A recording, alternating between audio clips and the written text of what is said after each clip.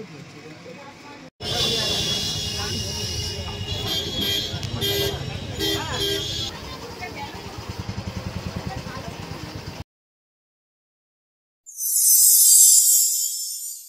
Everyone, আরও একটা নতুন ব্লগে তোমাদের সকলকে স্বাগত।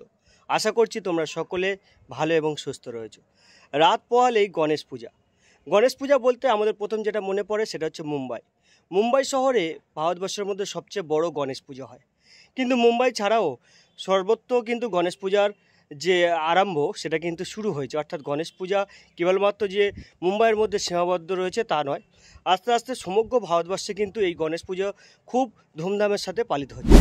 যে কোনো পুজো অকেশানে কুমারটুলি থেকে প্রচুর ঠাকুর কিন্তু বেরোয় বিভিন্ন মণ্ডপের উদ্দেশ্যে। আজকের আমি যাব কুমারটুলিতে এই মুহূর্তে গণেশ চতুর্থীর যে প্রস্তুতিটা চলছে, অর্থাৎ গণেশ ঠাকুর যেভাবে রেডি হয়েছে সেটা মূলত এই ব্লগে আমি তোমাদেরকে দেখাবো।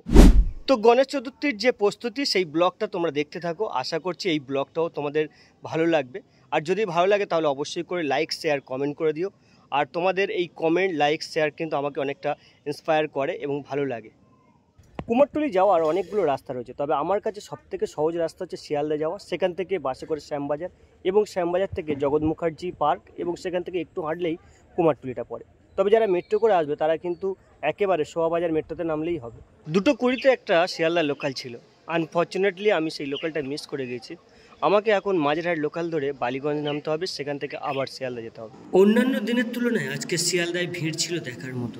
যেহেতু একেবারে মাসের প্রথম দিক এবং সপ্তাহের শেষের দিক, তাই কিন্তু প্রচুর মানুষের সমাগম হয়েছিল আজকে শিয়ালদায়। প্রত্যেক মানুষের গন্তব্য আলাদা আলাদা হলেও প্রত্যেকের কিন্তু একটা নির্দিষ্ট জায়গায় এই শিয়ালদা স্টেশনে আসতে হয়। যাই হোক, আমি শিয়ালদা স্টেশনের একেবারে মেন গেটের দিকে আসতে শুরু করি এবং সেখান থেকে বেরিয়ে যাই এবং তারপরে বাস ধরি।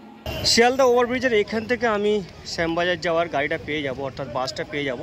আমাকে শ্যামবাজারের উদ্দেশ্যে এখান থেকে মূলত বাসটা ধরতে হবে।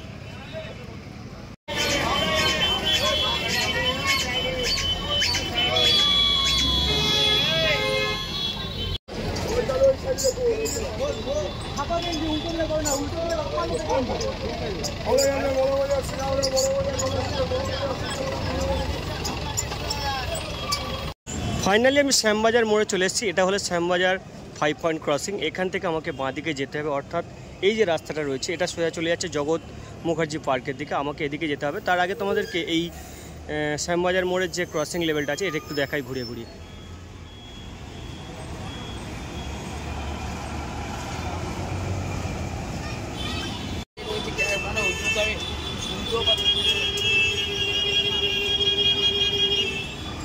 এই রাস্তাটা সোজা চলে যাচ্ছে জগৎ মুখার্জি পার্কের দিকে। আমি যতবারই এদিকে এসছি এই রাস্তা দিয়ে হেঁটে যাওয়ার চেষ্টা করি, কারণ কলকাতায় 700-800 মিটারটা কোনো ব্যাপার না হাঁটা।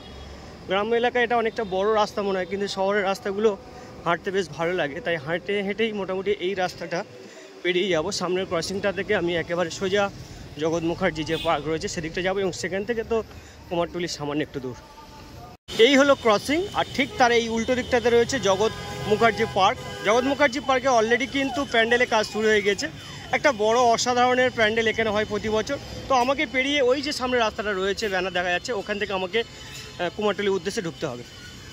জগৎ মুখার্জি পার্কের সামনের এই প্রতিচ্ছবিটা কিন্তু জানিয়ে দিচ্ছে যে মা আসছে, মার আগমন খুব তাড়াতাড়ি হচ্ছে, সেটা কিন্তু এখানে জানিয়ে দিচ্ছে। তো চলো এই যে আবহাওয়াটা রয়েছে সেটা তোমাদেরকে একটু দেখাই।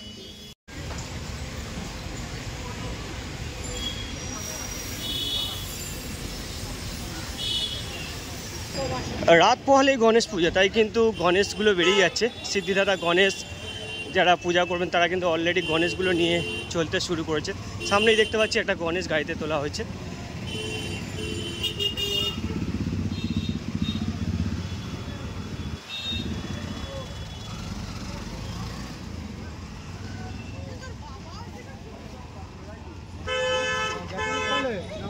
আজকে শুরু করব এই গলি দিয়ে ঢুকবো এবং ভিতরের যে পরিস্থিতিটা চলছে এই মুহূর্তে সেটা তোমাদেরকে দেখাবো।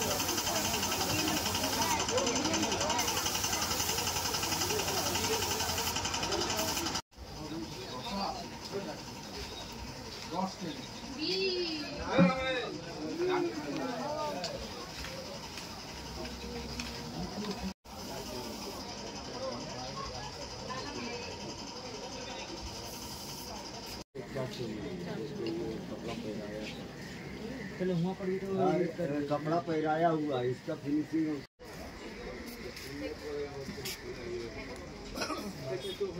अरे ना बाबा ये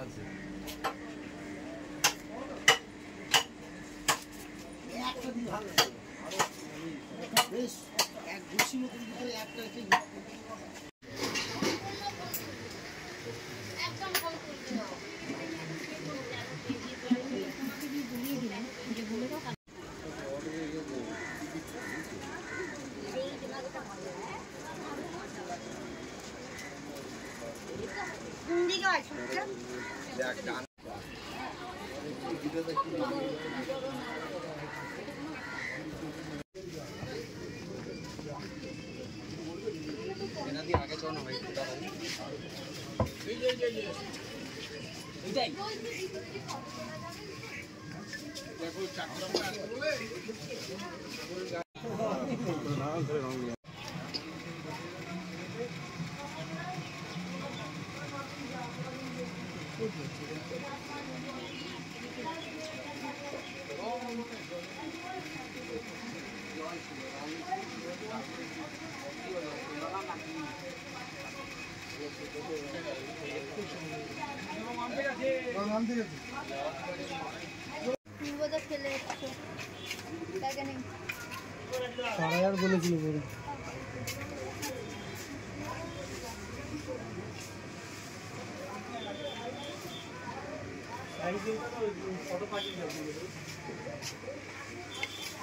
মোটামুটি 2-2.5 কিলো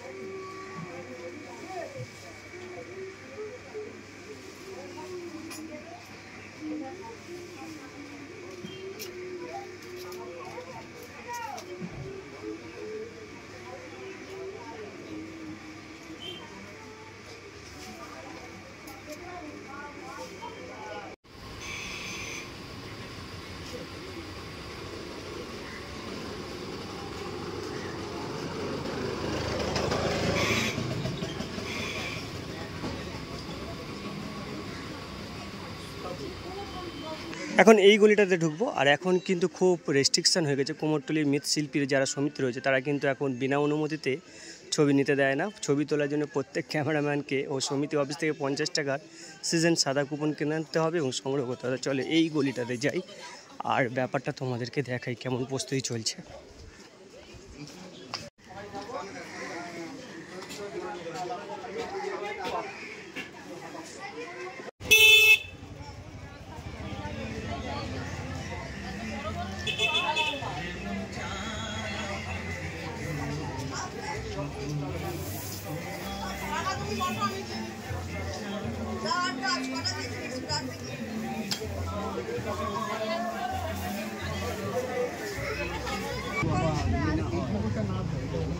अरे ना করে দেবে এইটাই আমাদের গেটে যখন দেখেছি শুধু মাটি ছিল।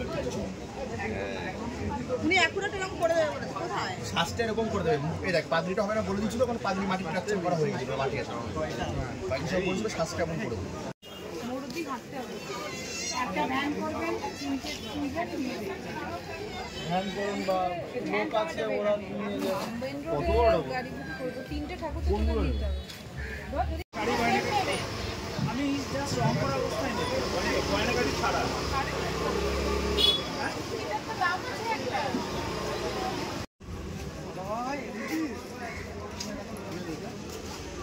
প্যাকেট করে না ঠিক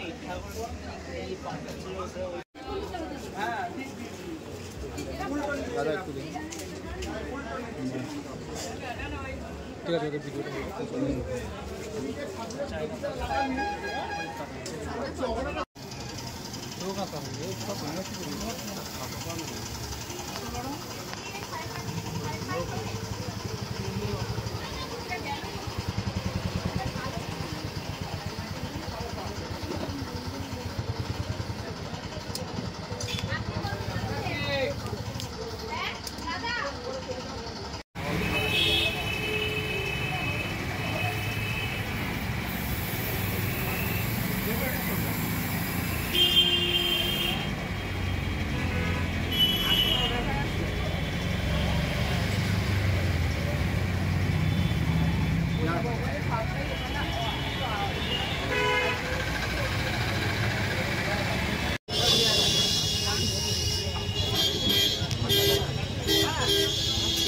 কুমারটুলি এসছি আর গঙ্গার ঘাটটা তোমাদেরকে দেখাবো এমনটা হতে পারে না। ঠিক গঙ্গার ওই দিকটাতে রয়েছে হুগলি আর এদিকটা হচ্ছে কলকাতা।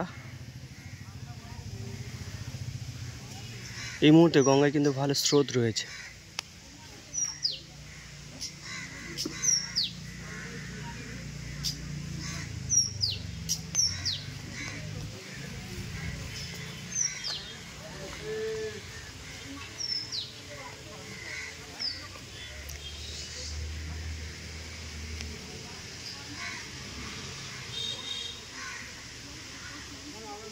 সন্ধ্যা নামার সাথে সাথে শ্যামবাজার চত্বরটা কত সুন্দরভাবে সেজে ওঠে সেটা তোমাদেরকে একটু দেখাই।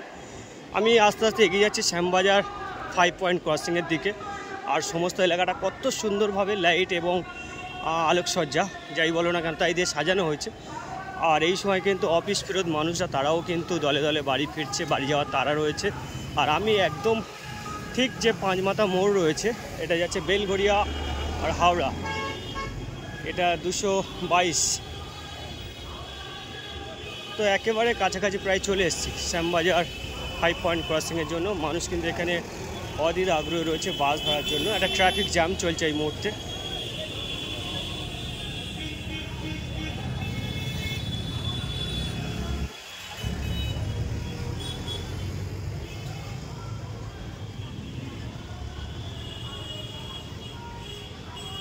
তো চলো কুমারটুলির গণেশ পূজার যে প্রস্তুতি সেই ব্লগটা এখানে শেষ করলাম।